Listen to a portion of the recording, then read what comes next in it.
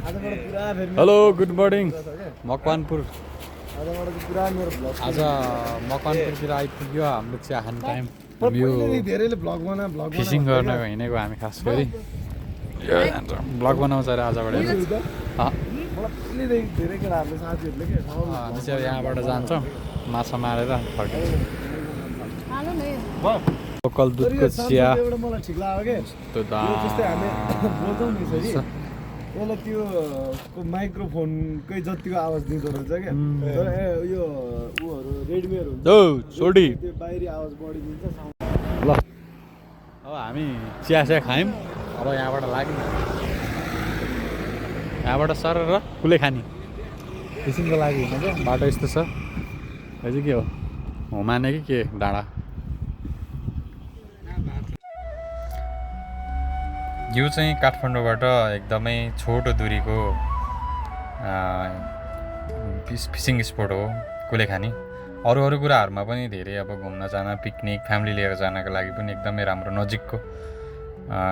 काठमाडौँबाट चाहिँ नजिकको एरियामा पर्छ यो तपाईँहरू पनि कसैलाई जान मन छ भने यो चाहिँ हामी बल्खु हुँदै फर्पिङ निस्केर फर्पिङबाट माथि हुमाने डाँडा निस्केर त्यसपछि हामी ओह्रालो लगभग 20-25 किलोमिटर तल गएपछि चाहिँ हामी ठ्याक्कै कुलेखानी ड्याम साइडको तल पुग्छौँ त्यसपछि अनि अलि माथि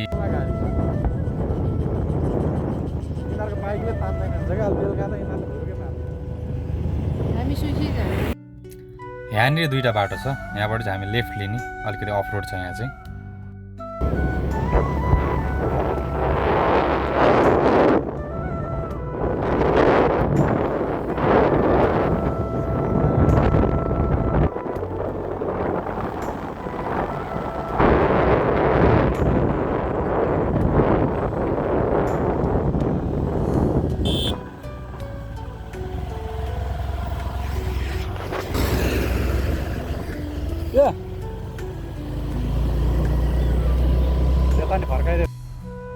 हामी चाहिँ कुलेखानी ताल पुगिसक्यौँ अब यहाँबाट चाहिँ एकछिन फोटो भिडियो बनाएर खिचेर हामी फेरि हाम्रो उद्देश्य माछा मार्न हो माछा मार्नतिरै लाग्छौँ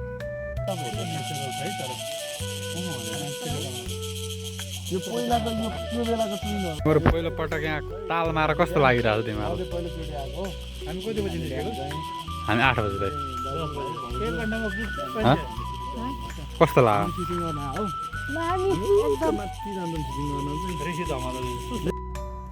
अब चाहिँ हामी त्यहाँबाट दाहिनेतिर लागेर मार्खुतिर लाग्दैछौँ यो चाहिँ बाटो पुरै कच्ची छ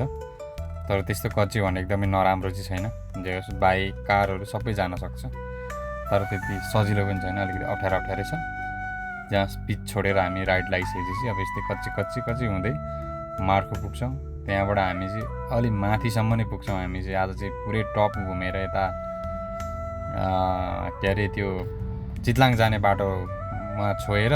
फेरि हामी लेफ्ट हानेर चाहिँ हामी चाहिँ धेरै माथि पुग्ने हो तर अरू घुम्नको लागि चाहिँ यिनै एरिया अलिकति अगाडि 2 किलोमिटर अगाडि गएपछि यस्तै एरिया छ यस्तै अफरोड बाटो हामी जानुपर्छ त्यहाँ पुग्नुहुन्छ अलिकति सानो कारहरूलाई अलिकति अप्ठ्यारो छ हामी चाहिँ घरबाट हिँड्ने बित्तिकै दाइलाई खाना बनाइराख्नु है भनेर भनेको थियौँ खानासाना बनाउनु भएछ दाइले जाने बित्तिकै खाना खायौँ एकदमै राम्रो दाइ हुनुहुन्छ होटलवाला म यहाँ नम्बर पनि राखिदिन्छु तपाईँहरूलाई खाना एकदमै मिठो थियो राम्रो थियो हाइजेनिक थियो खाना खायौँ यस्तो छ पारा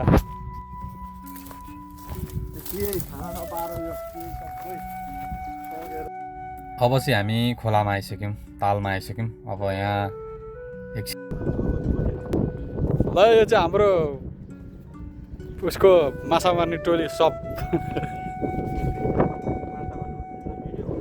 हाम्रो दाइ अघि होटलवाला दाइमा हो सबै कल नम्बर राखिदिएको छु कल गरेर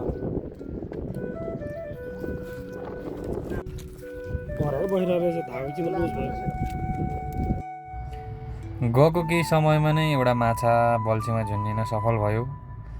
अब यो माछालाई चाहिँ बाहिर निकाल्ने काम हुँदैछ जालीमा हालेर किनकि तलबाट तान्दाखेरि त्यसको त्यो मुख चुट्टिएर फेरि तल झर्ने सम्भावना हुँदो रहेछ त्यस कारणले गर्दाखेरि जालीमा हालेर निकालियो अब यो निकाल्न चाहिँ अलिकति दरो दरो दाइहरू जाँदै हुनुहुन्छ किनकि आधा केजीको माछा छ यहाँ निस्किसक्यो। अब यसलाई चाहिँ फेरि यता उमा हाल्ने कार्यक्रम हुन्छ। यस्तै यस्तै पाराले अब एकछिन त्यो त निकाल्नु त कता हल्छ एउटा होइन यसमा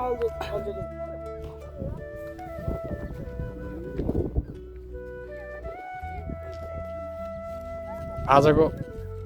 हामी आएपछि टोलीले फेरि पनि निकालेको कुरो छ यहाँ कहाँसम्मको सत्यता हो।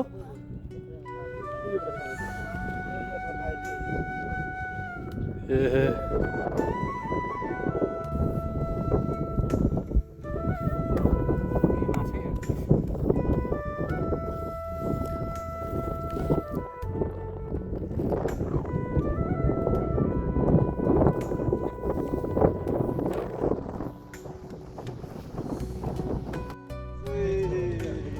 चाहिँ मैले निकालेको मारेको यही हो। यति बेला पुल भयो हामी काठमाडौँ लाग्यौँ। अब चाहिँ हामी छोटो दूरीको यात्रा चितलाङ हुँदै काठमाडौँ।